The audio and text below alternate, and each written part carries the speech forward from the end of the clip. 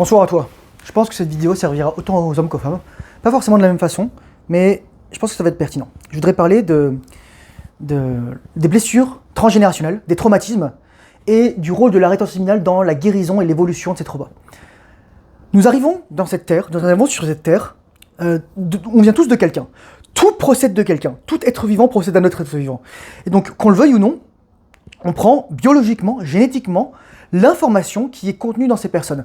Et les gènes, c'est pas juste les gènes que tu as à la naissance, c'est aussi l'épigénétique. Oui, l'épigénétique est une science qui fait que, en fonction de l'environnement, les gènes vont être influencés. Si je voulais te parler en termes purement biologiques, tu as des fonctions, acétyl et méthyle, qui vont acétyler ou méthyler certains gènes. Et l'acétylation, c'est l'activation, tandis que la méthylation, c'est la désactivation. Ça peut être une bonne chose de désactiver un mauvais gène, mais ça peut aussi désactiver des bons gènes. Et l'inverse est vrai aussi, ça peut activer des bons gènes ou activer des mauvais gènes. Et il y a une substance qui est connue pour activer les bons gènes et désactiver les mauvais tout le temps, ça s'appelle les corps cétoniques. Car oui, il a été prouvé que le bêta-hydroxybutyrate, donc lorsque tu es en cétose, ou lorsque ton insuline est basse et que tu jeûnes en 24, 48, 72, etc., les corps cétoniques vont dans l'ADN de tes cellules, donc dans leur noyau, pour non seulement leur donner l'énergie et fabriquer des oméga 3, etc., à travers la barrière hémato-encéphalique, par exemple pour tes neurones, ou pour tes autres neurones périphériques, ils vont dans le nucléolus, le nucléole, et ils vont réparer ton ADN, en plus des polymérases, les enzymes protéines, qui sont censées réparer ton ADN s'il est endommagé. Donc voilà. Ça, c'est la première chose. On vient de faire un petit cours de biologie gratos. J'avais lu le cours, cet article, je l'avais lu, si vous voulez savoir, lorsque je préparais le M4, Medical College Admission Test, pour rentrer en médecine ici, mais je me suis rendu compte que c'était pas forcément d'être médecin qui est important pour moi, c'était de transmettre.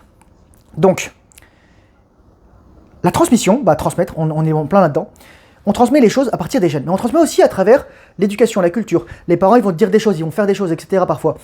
Ils vont te donner des missions, parfois tu vas pas comprendre, ils vont te dire de faire quelque chose que eux, ils auraient voulu faire et qu'ils n'ont pas pu faire, donc ils veulent projeter en fait cela sur toi. Un autre exemple, c'est, là j'ai fait une rencontre tout à l'heure et j'ai dit que j'allais faire cette vidéo, et c'était l'ami d'un ami, et il me disait ah tout va bien, oui mes enfants, je vais faire comme mes parents mais en mieux. Je fais ça veut dire quoi mais en mieux? Et on me dit ah oui mais faire la même chose, mais enlever les défauts. Tu vois, déjà, c'est plus la même chose. Là, on parle d'un truc bien, on va parler d'un truc neutre. On fait un truc bien, et là, on parle tout d'un truc neutre, mais on enlève les trucs pas bien. Tu vois déjà. Et ensuite, il me dit un truc du genre, tu veux vraiment qu'on aille deep?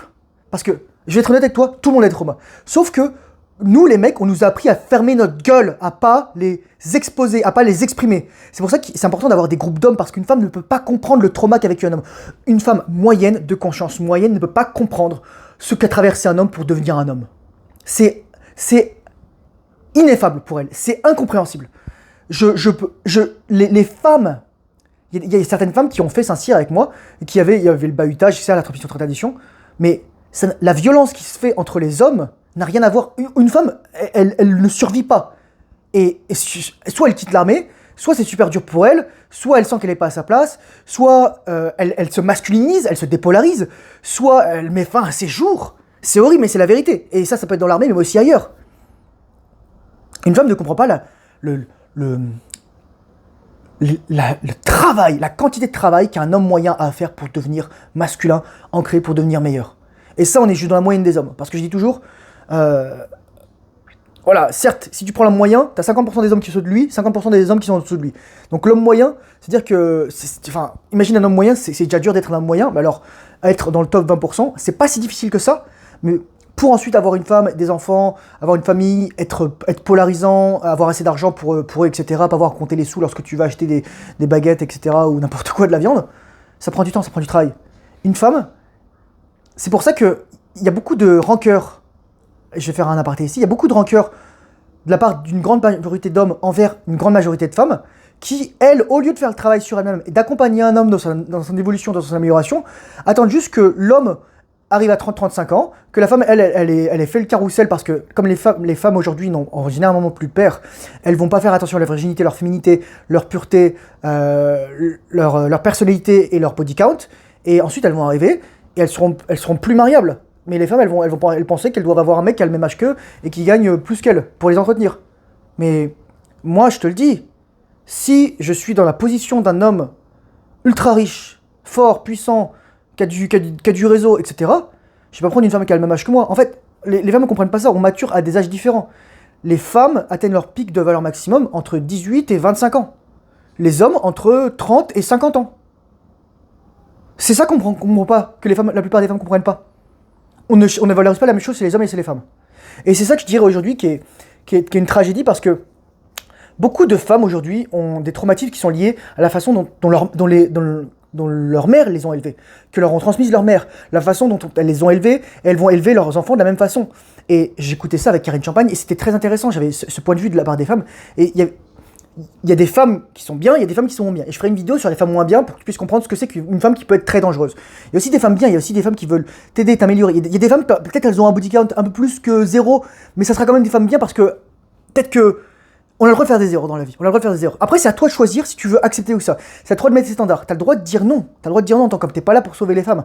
Et moi, il y a des femmes qui m'ont déjà fait de l'œil parce que elles voient que je suis un mec comme relativement sain, je dirais. Et elles se disent, ah, peut-être que là, si je le séduis un petit peu, il va faire abstraction de tout ça. Je fais, non, je suis pas cet homme-là. Je ne suis pas. Ça m'est déjà arrivé, il y a des femmes qui littéralement me... Ah ouais, mais elle tentait de me séduire, mais c'était... Elle faisait genre, ah, je suis féminine, je suis tranquille, etc., je suis jeune, tu peux tout avoir avec moi. Non, ça tu t'es encore dans la séduction que si t'es une femme. Moi, je veux pas qu'une femme me séduise, je veux qu'une femme, elle joue carte sur table. Un homme, il doit... C'est ça que je vais dire. Lorsque je discutais avec ce mec-là tout à l'heure, quand j'étais avec mon ami, il était pas lui-même. Il se prenait pour quelqu'un d'autre. Il admettait pas qu'il avait des traumas. Il admettait pas qu'il avait des choses. Et comme il les admettait pas, il pouvait pas en guérir. Il pouvait pas améliorer, avancer. Il portait avec lui j'appelle ça les casseroles psychologiques, parce que tu sais, parfois, j'avais vu dans des BD, des bandes dessinées, on accrochait des casseroles à la queue d'un chien, et il courait, et ça faisait du bruit, il avait peur du bruit, donc il courait, et ça faisait encore plus de bruit, il courait, etc. On accroche des casseroles, parfois, à l'arrière d'une voiture démariée pour que ça fasse plein de bruit. Et c'est ça. Toi, tu te balades... Ah, mon chat est encore en train d'éternuer. Avec des casseroles psychologiques, et ton but, c'est d'enlever ta batterie de cuisine que t'as au cul, quoi. Donc c'est pas en courant qu'elle va s'arrêter. C'est au contraire en t'arrêtant, les regardant bien pour ce qu'elles sont. C'est pas quelqu'un qui veut te fouetter, qui veut te frapper, qui veut te tuer. C'est juste toi, et là tu coupes le cordon. C'est fini. Hop là. Comme ça. Tac, tac. Et voilà, c'est fini. Et les blessures transgénérationnelles, elles peuvent avoir plein de choses. Ça peut être l'éducation. Je connaissais des mecs qui se sont fait pas par leurs parents, par leur père. Surtout, des hommes. L'homme avec le père, souvent, mais ça aussi avec la mère, souvent, lorsque le père n'est pas présent. Et souvent, une mère contrôlante, ça va donner un fils soit effacé, soit pervers narcissique. Soit vulnérable, mais rarement mégalomane. Mais j'ai presque en fait une typologie de quel type d'enfant tu vas être en général si tu ne fais pas le travail, si tu as un parent de telle façon. Et je connaissais un mec justement aussi, putain c'était il y a longtemps ça, il se faisait toucher par son père, donc il était devenu obèse. Mais tu sais pourquoi les gens deviennent obèses parfois, les hommes ou les femmes? Parce que souvent, parfois, elles sont fait attoucher par leurs parents ou leur père, ou par d'autres personnes, leur entourage. Et pour se protéger, pour plus être attirantes auprès de ces personnes-là, elles vont devenir obèses, elles vont pas arrêter de manger. Et c'est paradoxal parce qu'elles vont occuper plus de place. Et donc elles vont être encore plus sensibles au toucher et au regard des autres. Le fait de devenir obèse, c'est un moyen de se protéger contre le désir que les gens vont avoir envers nous. Mais on peut pas se protéger de ce que les gens vont avoir envers nous, on peut juste se protéger de ce que nous, on aimait. Et je sais pas si c'est clair ça, mais tu peux pas dire à une personne n'aie pas de désir pour moi. Tu peux pas si t'es obèse, tu peux pas dire à une personne arrête de dire que je suis grosse. Non, c'est à toi de faire le travail. C'est à toi d'arrêter d'être obèse. Donc de bien manger, de faire le sport, et de bien manger, un diète cétogène, un repas, 2 repas par jour, viande, œufs, poisson, voilà, je t'ai fait le cadeau, et c'est ça, pas de sucre, etc. Bon, c'était jeûne intermittent. J'avais oublié. Donc, les traumatismes. Donc ça peut être lié, par exemple, on a parlé de la nourriture, on a parlé de la sexualité, on pourrait aussi parler de l'argent. La question c'est, quand est-ce que c'est arrivé dans ton champ d'énergie? Est-ce que c'est à ton enfance? Est-ce que c'est à ton adolescence? Est-ce que c'est tes parents qui t'ont dit ça? Est-ce que c'est tes grands-parents? Moi, je sais que dans ma famille, il y a d'énormes problèmes de croyance d'argent, pas de problème d'argent. Il n'y a personne qui est endetté à mort. Bon, mon père, il avait d'énormes problèmes avec l'argent. C'était vraiment une exception. Mais mon père a transmis la blessure générationnelle de l'abandon de la famille, qui tenait de son grand-père. Et qui probablement, mon grand-père le tenait de son père. Donc c'est pour ça que moi, comme je veux pas transmettre ça, je veux guérir de ça. Et en plus, j'ai des frères, donc c'est à eux aussi de faire le travail sur eux-mêmes.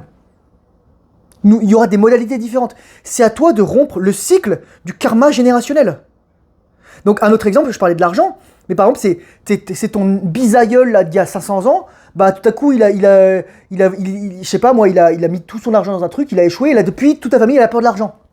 C'est vrai, ça peut être ça. Ou un autre exemple, il y avait un mec sur mon Discord, il parlait de... Un jour, il avait une cigarette en chocolat, son père, il s'est précipité sur lui, il a agi d'une manière automatique, en pilote automatique, il agit comme une femme, il a agi comme un mec inconscient, il lui a foutu le doigt sous un briquet, pour lui dire « Regarde, c'est de la merde, la cigarette en chocolat !» Probablement son père, donc le grand-père de mon pote, du mec qui est sur Discord, il a fait ça à son fils, donc son père. Je sais pas si c'est clair. Le grand-père a fait ça au père, qui a fait ça au fils. Voilà, c'est clair comme ça. Mais c'est ça, on transmet des trucs, on transmet des blessures générationnelles, parce que, faute de mieux, il y a un général français qui disait, je crois que c'était Ferdinand Foch, donc c'était un maréchal, mais Ferdinand Foch, c'était pas le meilleur maréchal. Le meilleur général qui aurait dû devenir maréchal, c'est de Castelnau. D'ailleurs, c'était mon parent de promotion à Saint-Cyr, avec Jean-Marie Bulle. Il disait, certains, à défaut de savoir ce qu'ils font ce qu'ils savent. Donc au lieu d'être dans la pleine conscience, la présence de l'action, je crée une stratégie, etc., je répète ce que j'ai appris. Je répète de manière réflexe, irréfléchie. C'est plus réfléchi, c'est irréfléchi. Et c'est ça qui est dangereux. Et donc comment on brise tout ça? Pourquoi la rétention séminale t'aide là-dedans? Parce que déjà la rétention séminale, elle te force à affronter tes démons. Tous tes démons. Si tu veux, tu auras tellement de stress parfois en rétention séminale que tu vas avoir envie de relapse. Mais en fait, ça, c'est un signe que tu dois travailler sur quelque chose. Sur une peur que tu as et que tu n'arrives pas à agir sur elle. Et tu dois la transmuter. Tu dois l'exorciser. C'est un acte quasi religieux, la rétention séminale. C'est un acte de foi. C'est un acte de foi envers toi-même. C'est un acte de foi envers Dieu, envers l'univers, envers la création. Et donc la rétention séminale, je dis toujours, elle va t'apporter la testostérone, vu que tu l'éjacules plus, de tes testicules jusqu'à ton cerveau. Elle va te faire maturer et tu vas prendre conscience de choses. Mais surtout, ce dont tu vas prendre conscience le plus, et tu vas voir, c'est extraordinaire ce que je vais te dire, c'est que tu seras un enfant tant que tu considéreras que la vie de tes parents compte plus que la vie d'un adulte random, d'une personne random, surtout si tu es adulte. Tes parents, c'est des êtres humains, ils sont faillibles, ils ont leurs traumas, ils ont leurs blessures. Le seul privilège qu'ont tes parents, c'est de t'avoir fait naître, de t'avoir amené sur Terre, éventuellement, de t'avoir nourri, de t'avoir habillé, de t'avoir logé, tant que c'était important. Je vais faire un aparté là-dessus, parce que parfois on me disait, c'est quand le meilleur moment pour partir chez soi? Moi je dirais qu'un homme, l'idéal de partir chez lui, c'est entre 16 et 18 ans. Voyage, jeunesse, éventuellement carrière militaire, dans le passé, plus aujourd'hui parce que je considère pas que l'armée c'est un endroit de développement personnel extrême, malheureusement.